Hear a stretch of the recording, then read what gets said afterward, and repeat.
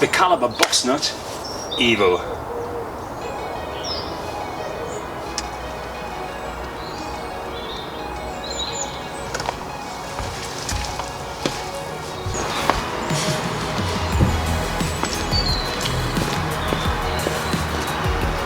What's going on, guys? Welcome back to the channel. I'm the Northern Rider, and today, by popular demand, and I mean popular demand, I mean there's so many of you just asked for this video, and I happily obliged, to be honest with you. So today we look at the Calibre Bossnut Evo. Hang on a minute, hang on. Haven't you already done this before, like 3 times already? No, 2 times, no, 3.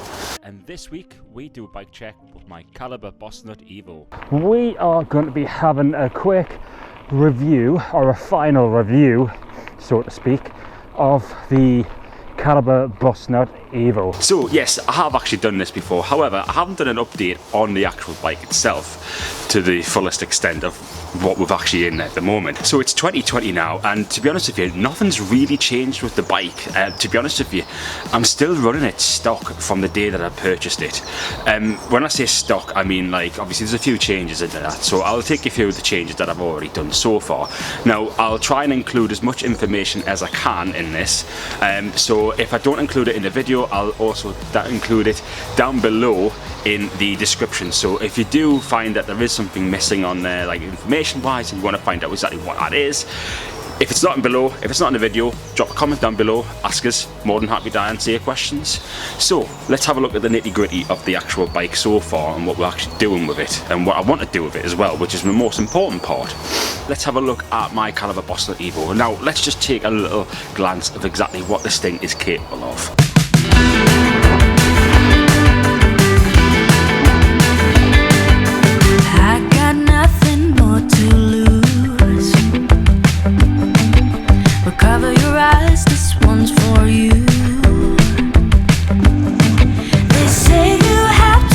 I've taken it into Scotland, I've taken it down into Wales, I've taken it across a race as well. To be honest with you, I've kind of smashed it all over the place, to be honest with you. So what did I actually upgrade on the bike itself? So I updated the bike with nuke-proof grips.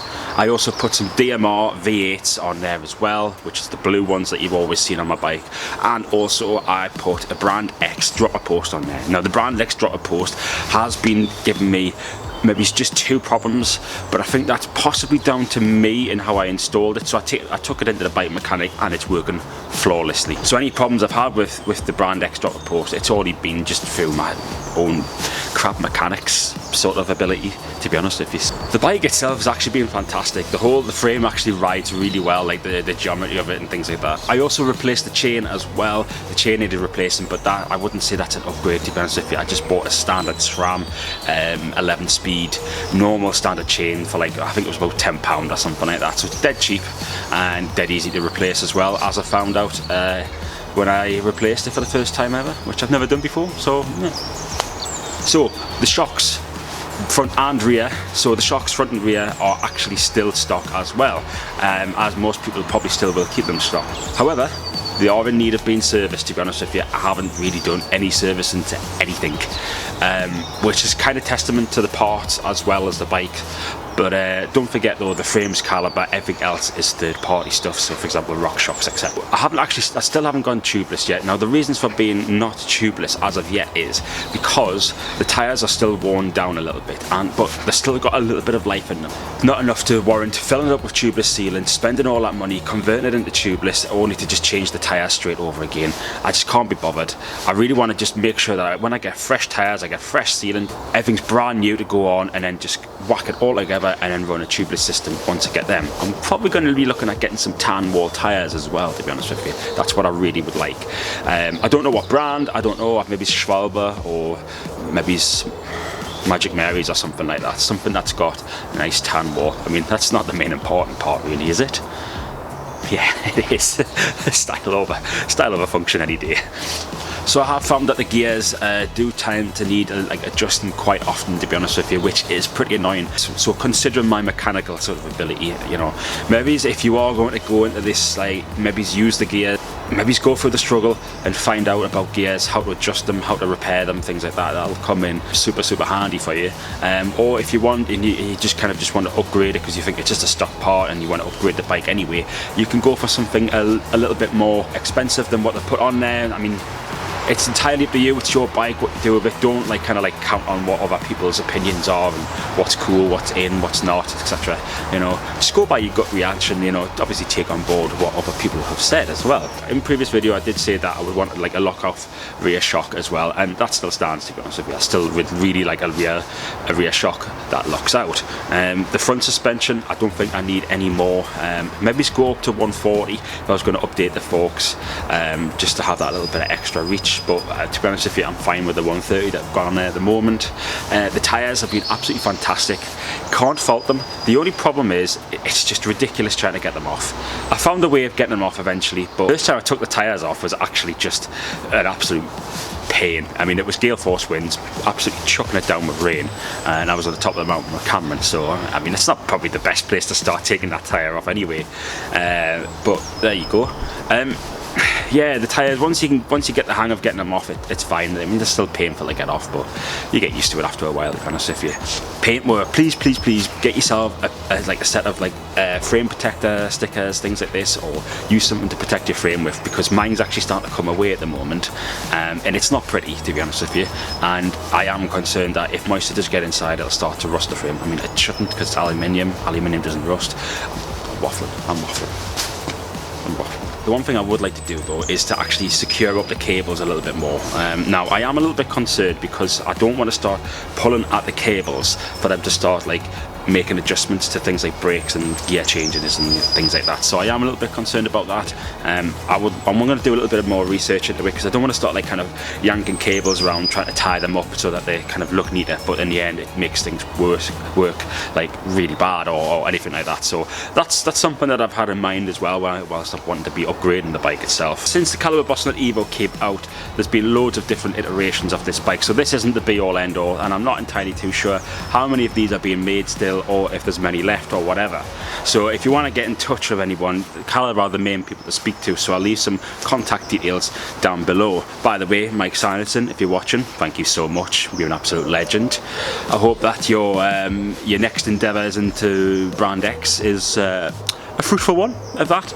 So thank you so much for all of the inspiration that you've given to other people, and all the hard work and dedication that you put into the brand and made these amazing bikes, so that people like myself, complete idiots, can ride a bike and look good doing it as well. So, legend. Thank you very much, Mike. So, recap. So, drop a post, which is from Brand X, DMR pedals, nuke-proof grips as well. Nuke-proof grips have actually got a knurled kind of feel to them as well, and when I got them out of the box the first time, they felt so good. So frame size, what have I went for? So I'm 5'4.5", and yes, I'm going to get that extra half an inch in there, you cheeky bastard. So most people under 5'7" tend to go for a small, some depending on the size of their legs and things like this, they tend to go for the medium, so small and medium for that. I think a large tends to be kind of, maybe it's like over 5'7", maybe it's to 6 foot-ish, and then like kind of like extra large, you're kind of going into like over 6 foot, so 6 whatever. There are size guides, however I did find that going on the Calibre website and also the Go Outdoors website, there was tend to be 2 different sizes on there, so I would probably say go by Calibres, because again they manufactured it, but it's all Go Outdoors anyway. There's some kind of weird inception sizing going on there, to be honest with you.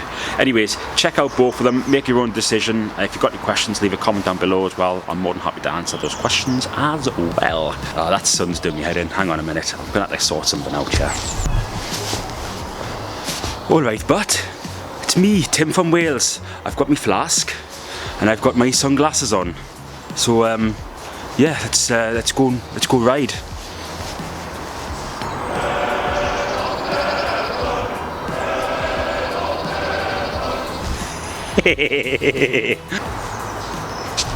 Oh, burnt my fucking mouth. So anyways, so the bike itself. So what's next for the bike itself? Then the bike's going to get a bit of a spruce up. I'm going to get the rear shock and the front shock as well completely stripped down, and I'm going to get them nice and cleaned. I'm going to take that in to Skinny Mick. So if you are in the northeast area and you don't know who Skinny Mick is, he is a sponsored rider. He's a pro, well, I think he's a pro rider, fantastic mechanic, and he's got a cool dog in his shop as well. Yeah, so if you want to support a really, really cool and awesome bike mechanic, then if you drop a link, I'll drop a link. You don't bother, it's alright. No, fine, don't. So I'll drop a link down below so that you can click on that and you can follow it to Skinny Mick. So if you are in the northeast area, Newcastle, you know, drop it in. Mick will have a look at your bike. My brake pads haven't been changed since buying this bike as well, and I ride this quite. I'm quite intense. I am actually quite intense with the brakes. So how they haven't worn? I must have. I don't know what's going on with this bike. It seems to be holding up to me, and I'm like awful with bikes, to be honest with you. The bike itself is actually in really good condition so far. It just needs a few bits that just need a little bit of a service, and it needs a clean. It's disgusting at the moment. I haven't washed it because I'm one of those riders who will only wash it when it suits me, i.e. making a video. So marks out 10 for the bike. It's I would probably turn it up to 11, to be honest with you. The bike's absolutely fantastic. Components for the price that I paid for it, which was like 800 and something, I think it was, or 900. You can't fault it. They have got other variations of the bike itself. So they brought out the Shadow Nut, which you could only get online. There's a Triple B, there's a Sentry, Sentry Pro. They've got various different bikes for all your different needs and stuff like this. If you want like the road bike as well, or whatever you want to get into, really. Calibre's got a vast range. I've also got a fat bike as well, which I'm really interested in. So what's next for the bikes? So what's next for the bike? So what's going on? So am I going to be buying any more bikes soon? Well, to be honest with you, probably not. I think this is probably going to be the only bike I'm going to get for a long time. However, I do have a 2 cubed or a 3 cubed, I can't remember now. I've got another Calibre bike waiting in the shed for me. So I convinced my old man to get a Calibre bike, and I don't think he's ever looked back since, to be honest with you. He's really enjoying the quality of it, and I'm going to get a ride on it eventually, and I'm going to see exactly what the bike's like, and see. Do a review on it. That'll probably be in the next 6 months or so, or whatever. So yeah, so stay tuned. And if you want to leave a suggestion for any other videos and bits and pieces like this, I know that this video I've probably waffled on quite a bit, to be honest with you. What's going on, guys? Thank you so much for making it back to the end of the video.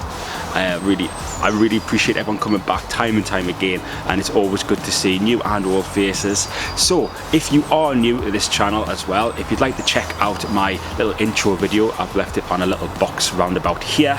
And also if you click up on this side here, then I've also got some older videos as well. And if you check out this side, I've got some more kind of review related sort of videos which I'm going to be doing. So I can't thank you enough, guys, so thank you so much. But don't forget, I'm the Northern Rider. Thanks for dropping in, and I'll see you in the next one.